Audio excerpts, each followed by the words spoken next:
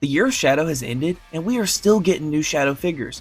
This one being the Jakks specific Collector's Edition Shadow. And let me tell y'all, this Shadow right here is something I didn't think I'd buy, and that is because his promos were awful. They made this figure look so dang bad. Like, look at this. It's horrible. It legit made me think this figure was ass, which sucks because I own the Sonic and Tails, and they are really fun figures, so I was hyped to get a Shadow to go with them. But not one that looks like that, so I wasn't copping. But then Spin Dash Collects on Instagram got the Shadow and shown that he is actually pretty damn good, and that he doesn't look as bad as what I thought. So this goes to show you, promos aren't everything, but Jakks, y'all need to do something about this. It literally made me not want the figure. And once I got the figure, I started to realize that maybe the promos were actually foreshadowing something. To begin with, let's take a look at his packaging. The front of it shows a huge image of the figure, and the front actually has a flap that can open and close, and it reveals the figure inside. And by first glance, it looks pretty damn cool. Also, the inside of the flap door has a badass game image of Shadow with his wings. Here's each side of the box, and the promo with the wings isn't bad, but this one right here isn't good. Then, the back of the box shows off the figure fully, and reveals a few things that are worth pointing out immediately. The first major thing is the false advertising we have on the packaging. If you look at Shadow's display base in this promo image, it's pretty damn big.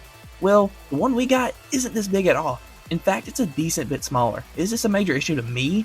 No, because I don't care about the display base, but it's still crappy that on the back of the box, it clearly shows a much bigger version. And what's also weird is the fact on the side of the box, there's a promo image of Shadow on the base, and it's sized appropriately, so I don't know what's up. Then, another issue the back of the box shows off is the accessories. Like, is that all he comes with? Shadow first comes with no optional face parts. Like, what? This is some serious ass, because if you aren't aware, every other figure in the Sonic's collector line comes with optional eye and mouth parts, and they make those figures so damn fun to mess around with, and yet this Shadow doesn't come with any, and this really upsets me. We are legit stuck with this teeth gritted expression. It's not a bad expression, but it's the only one he has, and it just limits so much fun with this guy. Like, I would have loved for Shadow to come with some squinted eyes or some shit like the Sonic and Tails did. Extremely disappointing. Then he only comes with 4 pairs of hands, 2 fisted hands, an open right hand, and a clenching left hand. And once again, he comes with less hands than the other figures. I'm getting Ninjoid Shadow flashbacks. Thankfully though, this Shadow's hand selection isn't that bad. But still, it's crazy to me he comes with less hands and faces than the other figures. But I guess to account for the fact that it comes with his motherfucking Doom wings. Oh yeah, baby. And these things look sick as fuck. The detail is insane. And I really love how they did the red tips on the wings, as well as all the symbiote looking stuff. And then they even added like the bones of the wings. I mean, damn, they did a great job with the look of these. It looks like they were ripped straight from the game. Also, they gave them some articulation points. They can hinge at the bottom, and then the top can move up and down. Then if you want to put these on Shadow, you'll need to take his back quills off and put the connector piece on in their place. Once you do that, you can plug his wings in, and bam! Shadow with some motherfucking Doom wings. This looks sick, and is really hard to take your eyes off of, as it looks so damn good. Also, when both of the wings are on, it really puts in perspective how big they are. They have a wingspan of over a foot. It's crazy. The wings also do stay on pretty good, but every once in a while one of the wings might pop off while posing. Then, since they are so big, he won't be able to stand with them, which is fine since these are wings, so he's supposed to be flying. So thankfully they did include a piece to plug into his base to hold him up. Oh yeah, that's right, this piece sucks. It doesn't even work. It literally just falls apart. Why, Jakks? This is just cheeks. I even tried plugging his feet into the display base to help him stand with the wings, but he'll still fall backwards. Though, after messing around with it for a bit, I sorta did find some way to get it work. But you aren't going to get him in any flying poses with it. So, you're probably just going to have to use a stand that you have, and hopefully it can hold him up.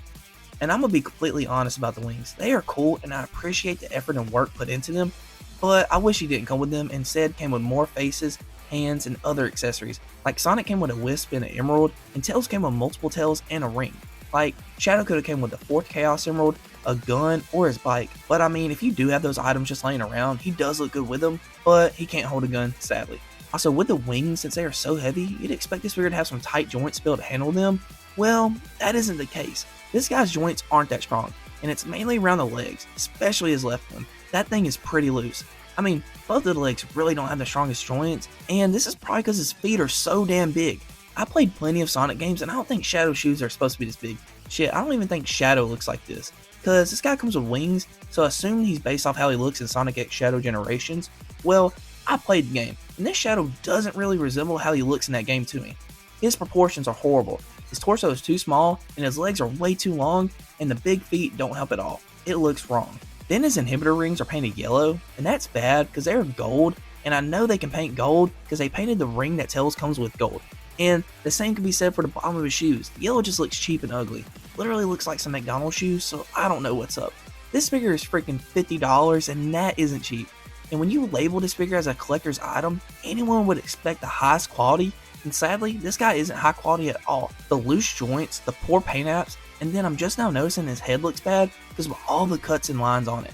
I mean, they are everywhere on his head. Every single quill has some sort of ugly line right in the middle of it. This is just flat out disappointing to me.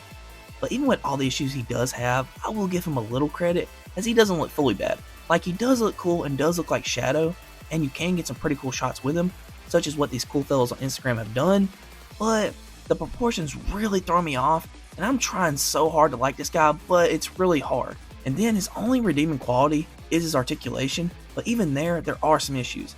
His head can look side to side, and it looks like he has a neck joint that would allow his head to look up and down sorta like the tails, but it doesn't work.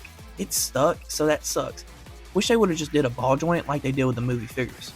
Then the shoulders can go up pretty far, and he has a butterfly joint, and it works pretty well, as the arms can go this far forwards and then this far backwards. There's a swivel at the lower shoulder, his elbows don't get much flexion, and his wrist can rotate and can hinge forwards and backwards. He then has a waist swivel and it works good, then his legs can go this far forwards, but they won't be able to hold it since the joint is weak. And they can go this far backwards, and once again, it won't hold. Then he has a thigh swivel, knees that bend right around 9 degrees, and they can rotate. He has some pretty good ankle articulation as they can go up and down and get a little bit of tilt. So overall, his articulation is pretty good for a Sonic figure, as he can hit some pretty damn cool poses. And the waist joint, butterfly joint, and ankle articulation really help a lot. But as I've said, this guy is $50, while for instance Movie Shadow is $15, and his articulation has the same engineering almost and poses better than this collector Shadow. But it is finally nice to have a game Shadow with some pretty good articulation nonetheless. So yeah, and while I have the Movie Shadow here, let's compare the two. The collector Shadow is bigger, but I don't think it's better. It costs more, has more issues, and doesn't look as good as the Movie Shadow in my opinion. And I'd definitely say just get the Movie Shadow and don't get this guy. Then here he is next to Collector Sonic. These two really don't look like they're from the same line. Sonic is fat and Shadow is scrawny. They are around the same height, so at least they do look somewhat decent posed up next to each other, but Sonic's fat ass arms and Shadow's weird ass body just makes them look so weird next to each other. Then here's Shadow next to the Tails, and these two look better next to each other. Tails being so perfect really puts in perspective how bad Shadow's proportions are. They really peaked with his Tails. Then here he is next to Ninja Shadow. Both disappointing figures. It's a shame. Here he is next to Sonic Prime Shadow. Here is Shadow next to Hedgehog Sonic. Here is Shadow next to Jazzwares 3 3/4 inch Shadow. Here is Shadow next to SH3 Arts Luffy. Here he is next to Demoniacal Fit Goku. And lastly, here he is next to Storm Collectibles Yujiro Hama. Overall, I'm torn on my final thoughts with this guy, as I want to love him, as he can be fun to play around with and look at, but he's also sadly disappointing and not worth his price. He doesn't look the best, has some poor QC issues such as weak limbs, and he doesn't come with good enough accessories. And I know, the wings take up the budget, and they are cool, but they should have given him more hands and face parts instead.